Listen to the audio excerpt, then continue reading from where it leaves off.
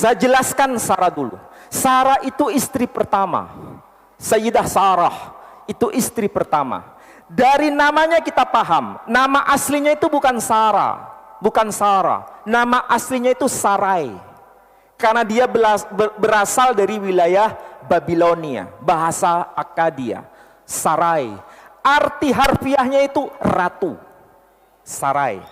Tetapi beliau tidak memiliki nasab hubungan bangsawan, tidak punya. Hanya namanya mengemban nama ratu, itu Sarai.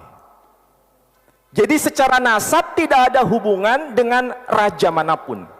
Tetapi secara nama maknanya itu ratu. Kemudian Allah menggantinya dengan sebutan Sarah. Sedangkan Hajar itu istri Ibrahim yang kedua. Siapa yang tidak kenal Hajar? Kalau kita buka data abad ketiga sebelum Masehi, namanya Makhtutat Bahrul Mayyit. Kalau bahasa kita itu naskah atau manuskrip Laut Mati. Itu abad ketiga sebelum Masehi. Sampai hari ini masih ada, disimpan di Museum Israel. Disebutkan dalam gulungan manuskrip yang disebut Genesis Apokryphon. Ditemukan di gua pertama. Ada 11 gua ditemukan mengenai kitab-kitab abad ketiga sebelum Masehi. Salah satunya adalah Genesis Apokryphon itu.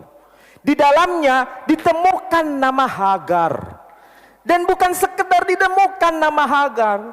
Nama Hagar disebutkan Hagar bat Paro Hayeta. Arti harfiahnya Hagar anak perempuan Fir'aun. Kalau Hagar disebutkan anak perempuan Fir'aun, bahasa Inggrisnya the prince of Pharaoh. Apa itu? Ratu, princess, ratu. Jadi secara nasab itu dia ratu, anak perempuannya Fir'aun.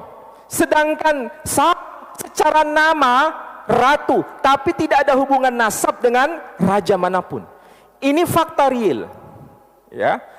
Fakta yang pertama. Fakta yang kedua, Ismail itu anak pertama dari Ibrahim. Ishak itu anak kedua dari Ibrahim. Ismail itu anak pertama dari Sarah. Maaf, Ismail itu anak pertama dari Hajar. Ishak anak pertama dari Sarah. Kalau posisi Sarah adalah istri pertama dari Ibrahim, Hajar istri kedua dari Ibrahim. Ismail anak pertama dari Ibrahim, Ishak anak kedua dari Ibrahim. Inilah keadilan ilahi. Saya ulangi lagi. Sarah istri pertama dari Ibrahim. Hajar istri kedua dari Ibrahim. Ismail anak pertama dari Ibrahim. Ishak anak kedua dari Ibrahim. Ini ada siksak. Tahu maksudnya siksak? Inilah keadilan ilahi. Jadi mereka itu sejajar. Tidak ada yang dilebihkan. Makanya rancangan ilahi merujuk pada dua orang ini. Tapi yang ternyata terjadi, Ismail disebut, difitnah sebagai anak budak. Sering mendengar istilah ini? Nah, ini masalah. Yang bicara seperti ini, Ismail dituduh sebagai anak budak, keturunan budak. Bukan hanya mereka yang menyebut begitu.